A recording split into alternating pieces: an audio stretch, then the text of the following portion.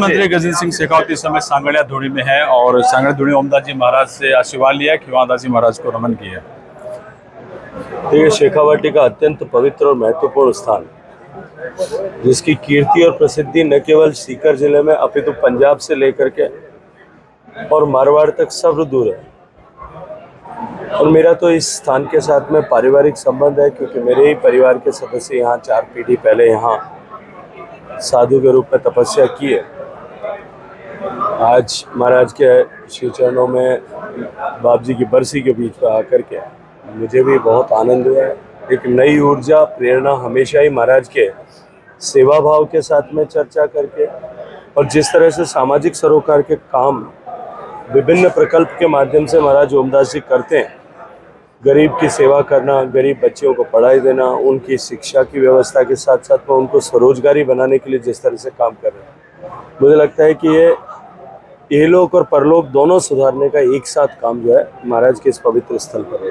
कल सीएम अशोक गहलोत भी आ रहे हैं यहाँ पर और आज आप पहुँचे हैं।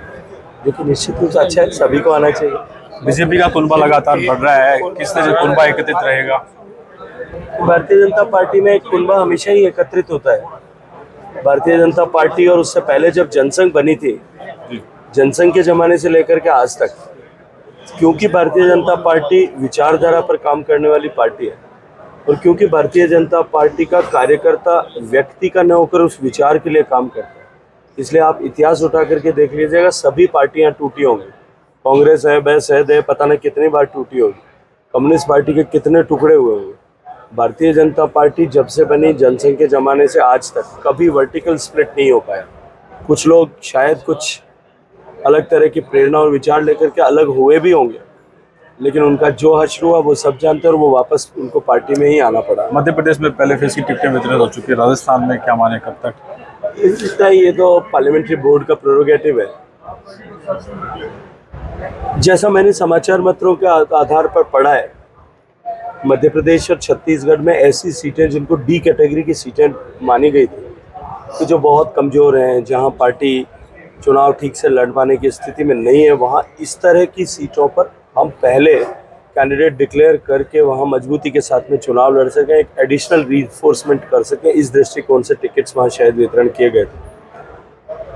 प्रत्यक्ष उस परिप्रेक्ष्य में नहीं, लेकिन मैं इसको इस तरह से लेता हूँ कि राजस्थान में कोई डी कैटेगरी की सीट हमारे पास है नहीं, लेकिन आपने सारी की सारी सीटें जो है हमारे पास में जितनी भी है, मैं आपको पूरी जिम्मेदारी के साथ में कह रहा हूँ, इस पवित्र स्थान पर खड़े होकर के 2013 में हम 163 सीट लेकर के आए थे, 81.5% हमको सीटें मिली थी।